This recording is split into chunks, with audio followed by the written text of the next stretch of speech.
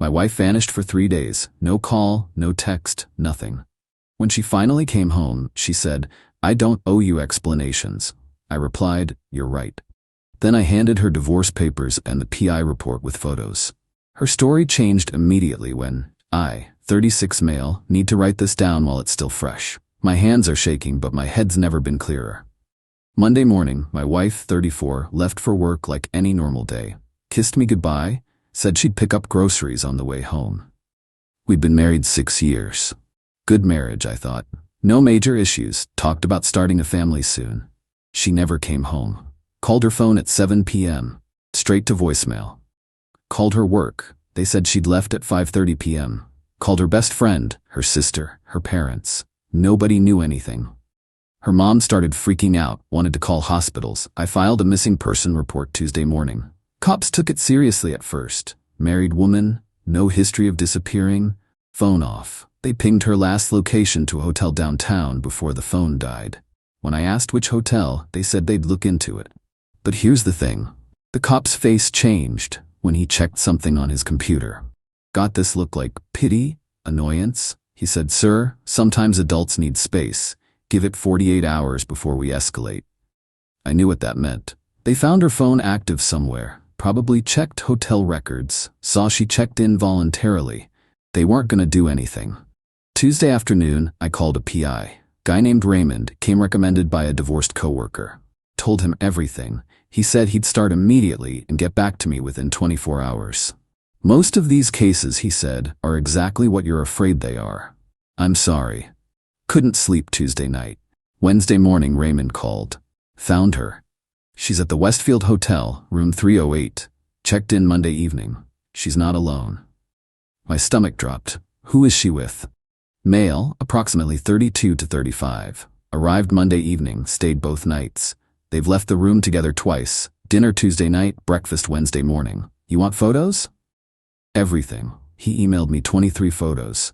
My wife having dinner with some guy I'd never seen. Laughing. Holding hands across the table. Kissing in the hotel parking lot. Entering the room together. The last photo was time-stamped Wednesday 2:47 p.m. Both of them in the hotel lobby with luggage, hugging goodbye. I called Raymond back. How fast can you write up a report? Have it to you by 5 p.m. You want me to keep following her? No, I got what I need. Went straight to a divorce attorney's office. Explained everything. She reviewed the PI report Raymond sent over. Looked at the photos. This is pretty clear-cut adultery, she said. In this state, that matters for division of assets. You own the house? Bought it 2 years before we married. She's not on the title. My inheritance money. Good. Any joint accounts? No, separate finances. She insisted on it when we got married, said it was more modern. The lawyer actually smiled. That's going to work in your favor. I can have papers drawn up by end of business today. You want to move fast? Fast as possible. Got home at 6 p.m. The papers were already in my email. Printed 2 copies. Set them on the kitchen table with the PI report and photos in a neat manila folder. My wife walked in at 6:47 p.m. She looked fine. Not guilty, not stressed, just normal. Set her purse down, kicked off her shoes. Hey, she said, like nothing happened. I was sitting at the kitchen table. Hey, she walked to the fridge, grabbed a water. What's for dinner? Where were you? She turned around, took a sip. I needed some space, clear my head. For 3 days, without telling me? Her face shifted, got this defensive look. I'm allowed to have time to myself. I don't need to report my every movement to you. I filed a missing person report. She rolled her eyes. That's so dramatic. I'm a grown woman. Your mom's been calling hospitals. Then you should have told her I was fine. I didn't know you were fine. You turned off your phone. She set the water bottle down hard. Look, I'm not doing this. I needed space. I took it. I don't owe you explanations for everything I do. And there it was. The line I knew was coming. I stood up. You're right. She blinked. What? You're right. You don't owe me explanations. Picked up the manila folder and divorce papers, walked over and handed them to her. But I don't owe you a marriage either. She opened the folder. I watched her face go through every emotion in 10 seconds. Confusion, recognition, shock, panic, terror. The photo on top was her kissing him in the parking lot. This isn't... Wait. She flipped through them. You had someone following me? Answers in the PI report. Page 3 has the hotel details. Page 5 has the timeline. Pages 6 through 8 have all 23 photos. Her hands were shaking now. Jake, this isn't what it looks like. Sign the papers. I'm filing tomorrow morning. You can't. We need to talk about this. You said you don't owe me explanations. I agreed. Now I'm giving you the same courtesy. Sign the papers. She dropped everything on the counter, came toward me. Baby, please. Let me explain. It was just... Don't. I stepped back. Don't insult me more than you already have. 3 days. 3 days you were screwing some random guy while your mom thought you were dead in a ditch. He's not random. We just reconnected and don't care. Sign the papers or don't. Either way, I'm filing in the morning. You should probably find somewhere else to stay tonight. This is my house too. No, it's my house. Bought and paid for before we married. Check the deed. Your name's not on it. Her face went red. You can't kick me out. I'm not kicking you out. I'm suggesting you'd be more comfortable elsewhere. But if you stay in the guest room. We're done. She started crying. Please, just listen to me. It was a mistake. A 3-day mistake where you checked into a hotel and lied to everyone who cares about you? I was confused. About us, about everything. And now you're not confused anymore? No, I mean, yes. I want to be here. With you. This meant nothing. I headed toward the stairs. If it meant nothing, you would have done nothing. You spent 3 days doing very much something. Good night. Locked myself in the bedroom. Heard her crying downstairs for an hour. Then heard her on the phone, voice muffled. Then heard the front door slam. Checked the window. Her car was gone. My phone buzzed. Text from her. Please don't do this. I love you. It was stupid. I'll do anything. Blocked her number. Sent copies of everything to my lawyer. Took a sleeping pill and passed out. Update 1. 5 days later. Holy hell, this week's been insane. Filed the papers Thursday morning. My lawyer said with the evidence, this should be straightforward. Wife will probably get her personal belongings and maybe a small settlement since we were married 6 years. But the house stays mine. Retirement accounts stay separate. Everything stays mostly mine. Except that's not how this played out. Thursday afternoon, I got served with a restraining order. Against me. My wife claimed I was threatening and volatile, and she feared for her safety after I ambushed her with false accusations and illegal surveillance. Had to go to court Friday morning. She showed up with a lawyer and her sister, both crying, both looking at me like I'm a monster. Her lawyer argued that hiring a PI was obsessive stalking behavior, and the photos were obtained through illegal means. They weren't Raymond's licensed. Said I emotionally manipulated her and she felt unsafe in her own home. My lawyer presented the timeline. Wife disappeared without warning. I filed a missing persons report. Hired a PI after police basically shrugged. PI observed her in public spaces and hotel common areas, all legal. Judge looked at the photos. Looked at my wife. Looked at me. Ma'am, your husband hired an investigator after you disappeared for 3 days. The photos show you engaged in what appears to be an extramarital affair. While I understand this is uncomfortable for you, nothing about his actions constitutes harassment or stalking. Request denied. My wife started sobbing. Her sister glared at me. They left without a word. But here's where the entitlement really ramped up. Saturday morning, her dad showed up, banging on my door at 8 a.m. Open up, we need to talk man to man. Open the door. What do you want? He pushed past me. What I want is for you to stop this nonsense. You're embarrassing my daughter over a misunderstanding. A misunderstanding? She checked into a hotel with another man for 3 days. She was going through something. Women get emotional. You should have been there for her instead of spying on her. She told me she didn't owe me explanations. So? You're her husband. You work through it. By letting her cheat on me? He got in my face.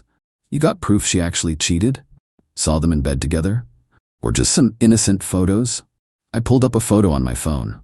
The one where they're clearly kissing, showed him. He barely looked at it. That's nothing. A kiss? You're throwing away a marriage over a kiss? A 3-day kiss at a hotel where they stayed in the same room both nights. You don't know what happened in that room. I know enough. Your daughter made her choice. Now I'm making mine. He changed tactics, got all sad and pleading. Son, she made a mistake. She knows it. She's devastated. Give her another chance. Think about the family we built together. She thought about our family while she was checking into hotels? Everyone deserves forgiveness. Sure, somewhere else, not in my house. He switched back to angry. You think you're so perfect? You were probably a terrible husband, drove her to this. That what she told you? That this is my fault? She said you've been distant, cold, working all the time. I work 8 to 5 Monday through Friday, home every night by 6. She knew my schedule when we got married, but yeah, me being cold definitely justifies secret hotel stays. He stabbed his finger toward me. You'll regret this. When you're alone and miserable, remember you threw away a good woman. I'll remember I divorced a cheater. Now get out of my house. This isn't over. Yeah, it is. Court date's next month. Tell your daughter to get a better lawyer. He left, slamming the door so hard a picture frame fell off the wall. Sunday, her mom and sister showed up, with suitcases. We're here to collect her belongings, the sister announced. Sure, make a list of what's hers. I'll have it ready by next weekend. We're getting it now. No, this is my house, and you're not walking around unsupervised taking whatever you want. Her mom started crying. How can you be so cruel? She's devastated. She should have thought about that before the Westfield Hotel. She explained that. She ran into an old college boyfriend, and they just caught up. Nothing happened. For 3 days? In a hotel room? They were talking. In bed? You don't know they were in bed. I literally laughed. Lady, I'm not stupid and neither are you. Stop insulting both of us. Her sister got nasty. You know what? She told me you were boring in bed anyway. That's probably why she needed something exciting. Cool. Hope exciting was worth half her stuff in the divorce. You're not getting everything. She deserves half that house. The house I bought before we met, that she's not on the title for? Good luck. She put work into that house. Picking out throw pillows isn't equity, sorry. The mom jumped back in. This is financial abuse. You're trying to leave her with nothing. She'll get what she's legally entitled to, which, according to my lawyer, isn't much given the whole adultery thing. We'll see what the judge says. Yeah, we will. Next month. Now leave before I call the cops for trespassing. They left screaming about lawyers and judges and how I'll pay for this. Monday, I changed all the locks again. Added cameras at the front door and back door. Not taking chances. Got a text from an unknown number. You're making a huge mistake. I love you. Please can we just talk face to face? Blocked it. Another unknown number. It's me. I got a new phone since you blocked me. Please baby, I screwed up. I'll do anything. Blocked it. Third unknown number. Stop being childish. We're adults. We can work through this. Yeah. Blocked that too. My lawyer called Tuesday. They filed a counter petition demanding spousal support, half the house value, and compensation for emotional distress from my cruel actions. Can they get any of that? She laughed. They can ask, won't get it, but it'll drag things out a few more weeks while we respond. You good to wait? I've got time. Here's the thing. People keep asking if I feel guilty. If I'm being too harsh, if maybe I should give her a chance. No, she disappeared for 3 days. Didn't tell me, her parents, anyone. Let us all panic and worry. Then came home acting like it was no big deal, and she didn't owe anyone explanations. Then when caught, suddenly it's all mistakes and confusion and, can't we work through this? Nah, she showed me exactly who she is. I'm just responding accordingly. Next court date's in 3 weeks. Her lawyer's already trying to negotiate. My lawyer's response was basically, lol, no. This isn't over, but I'm weirdly calm about it, like I'm watching it happen to someone else. More updates coming. Update 2. 3 weeks later. Court was yesterday. Buckle up. So the past 3 weeks were a masterclass in escalating crazy. My wife apparently decided that if she couldn't guilt me, manipulate me, or cry at me, she'd just go nuclear. Week 1 after the last update, she started showing up at my work. Not inside, she'd wait in the parking lot. Just sitting in her car, watching the entrance. Security noticed her the second day and asked if I wanted them to intervene. I said only if she tries to come inside. She never did. Just sat there for hours. My coworkers started asking questions. I gave them the short version. Going through a divorce, she's taking it badly. Then she started following me to lunch. I'd drive to get food, she'd be 3 cars back. I'd park, she'd park across the street. Never approached me. Just watched. Creepy as hell. My lawyer sent a cease and desist, got a response from her lawyer basically saying she's allowed to be in public places. Week 2. The phone calls started. Not to my number. I'd blocked her on everything. No. She started calling my boss, my direct supervisor, HR. First call to my boss. Hi, I'm calling about one of your employees. I'm concerned about his mental state. He's been acting erratically and I'm worried about his judgment at work. My boss, bless him, asked who was calling. When she identified herself, he said, "Ma'am, I'm aware of your situation. Please direct any concerns through appropriate legal channels," and hung up. She called back 4 more times that day.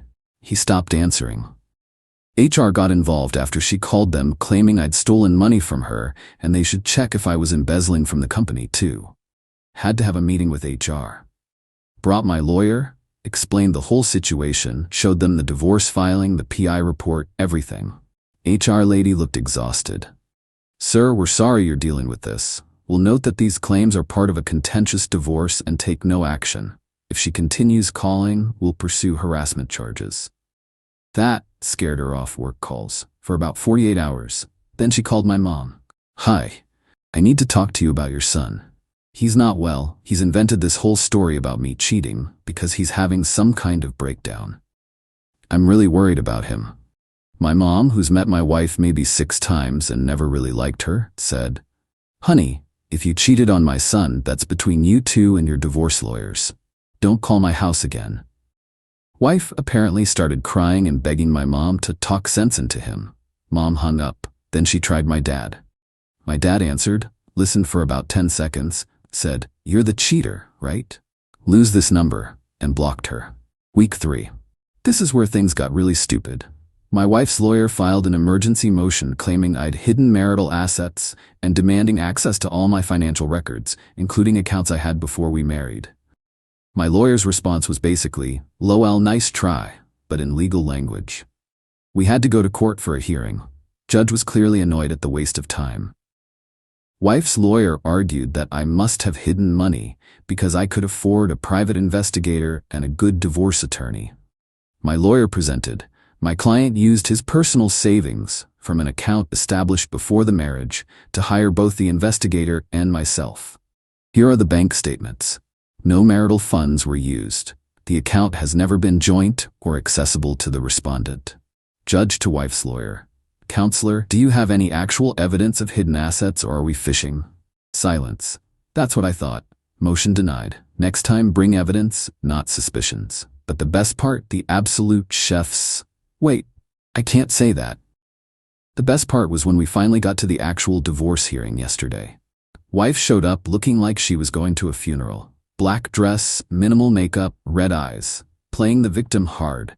Her lawyer opened with, "Your Honor, my client is devastated. She made one mistake during a difficult time in her marriage, and her husband has responded with nuclear retaliation. He hired a stalker to follow her. He's attempting to leave her destitute. He's turned her own family against her." My lawyer stood up. Objection. None of that is accurate, and counsel knows it. Judge sustained. Stick to facts, counselor. Wife's lawyer tried again. My client admits she reconnected with an old friend during a period where she was feeling neglected in her marriage. They met for coffee, talked, and yes, she stayed at a hotel to have space to think. But nothing physical occurred. My lawyer pulled out the photos. Your Honor, these were taken by a licensed investigator in public spaces. Photo 12 clearly shows the respondent and her companion kissing in the hotel parking lot. Photo 15 shows them entering the hotel room together at 9:47 p.m. Monday evening. Photo 18 shows them leaving together at 11:23 a.m. Tuesday, returning at 2:15 p.m. Photo 21 shows them leaving again Wednesday at 7:34 a.m. for breakfast, returning at 8:52 a.m. The judge looked at the photos, looked at my wife, looked at her lawyer. Counsel, your client stayed in a hotel room with a man who is not her husband for 2 consecutive nights, and there's photographic evidence of physical affection. What exactly is your argument here? Wife's lawyer scrambled. The photos don't prove. They could have been in separate beds. It's circumstantial. Judge cut him off. 2 adults checking into one hotel room together for multiple nights is not circumstantial. It's pretty clearly intentional. Move on. Then came the asset division argument. Wife's lawyer wanted 50% home equity, even though I owned it pre-marriage, spousal support of $3,000 a month for 5 years, her car that I helped her buy, title was in both names, my mistake 2 years ago, and half my retirement account. My lawyer's counter, she gets her personal belongings, her car, that she still owes $8,000 on, and $500 per month spousal support for 2 years while she adjusts to single life. Judge reviewed everything. The premarital ownership of the house, the separate finances, the fact that she worked full-time and earned her own income, the adultery evidence. His ruling, house, 100% mine. She has 30 days to remove any belongings. Cars, she keeps hers, I keep mine. She handles her own car payment. Retirement, all separate accounts stay separate. Spousal support, $750 a month for 18 months. Enough to help transition but not fund irresponsibility. Debt. All separate debts stay separate. My wife started crying. Her lawyer looked pissed, but not surprised. Judge, ma'am, you committed adultery and then tried to claim your husband's response to your betrayal was abuse. This court doesn't reward that behavior. You'll get enough support to transition to fully independent living. Be grateful for that. Outside the courthouse, her mom was waiting. Started screaming at me in the parking lot about how I'm an evil man who's destroying their family. I just got in my car and left. Got a text from yet another unknown number last night. I hope you're happy. You've ruined my life. I have to move back home with my parents because I can't afford an apartment on my own. Everyone thinks I'm a terrible person. You did this to me. I replied to this one, just once. You did this to yourself. 3 days at the Westfield Hotel with someone else. Own it. Blocked the number. Final update, 6 weeks later. It's done. Completely, finally done. The divorce was finalized last week. I got the official paperwork Wednesday. It's been almost 3 months since she walked in that door and told me she didn't owe me explanations. She was right. She didn't, and I didn't owe her a marriage. The last 6 weeks were mostly quiet on her end. The court ruling basically killed any remaining fight she had. She moved out of her parents' place and got a small apartment with a roommate about 30 minutes away. Heard through mutual friends, who I've mostly cut off anyway, that she's working and trying to rebuild her life. Good for her, I guess. But the entitlement didn't completely die. Had a few final flare-ups. 2 weeks ago, I got a call from her sister. Somehow got my new number. I changed it after the divorce finalized. Hey, it's me. How'd you get this number?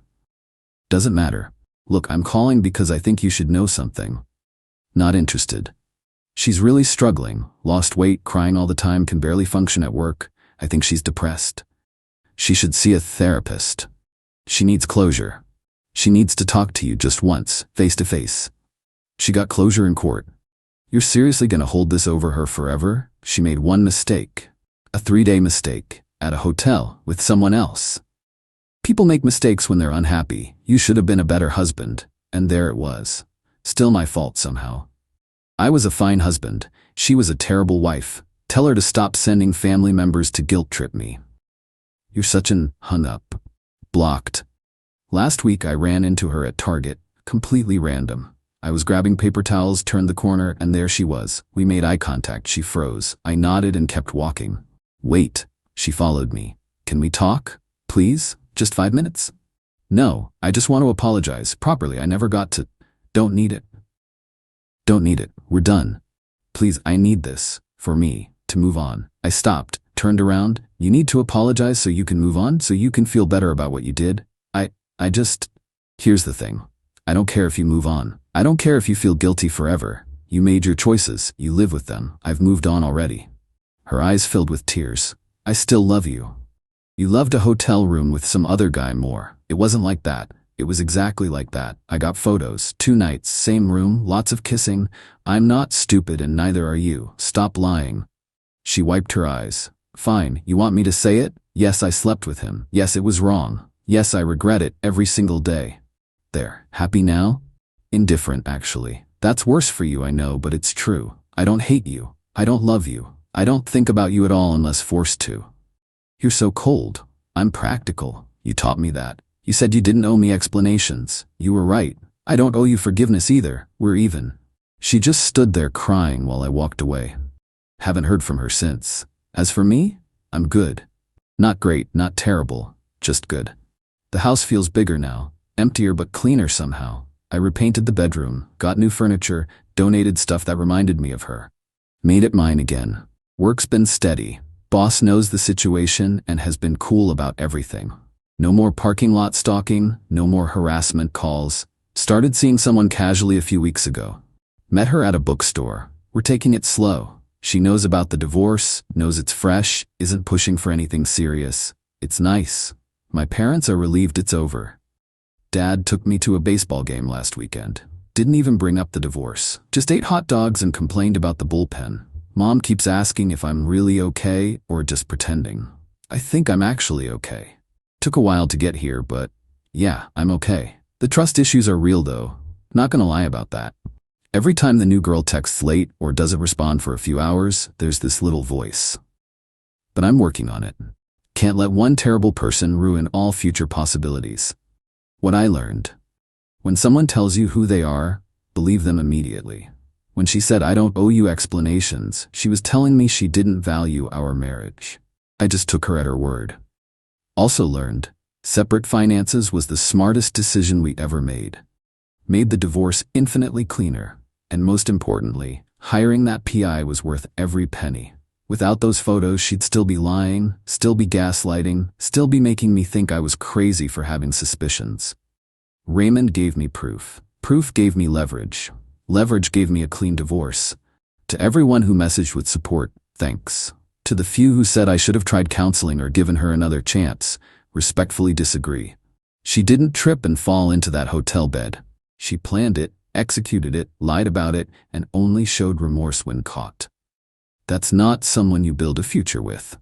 Time to actually move forward now. Close this chapter for real. The divorce is final. The house is mine. The life is mine. She wanted space and no explanations. She got permanent space and all the explanations she didn't want. Good enough for me.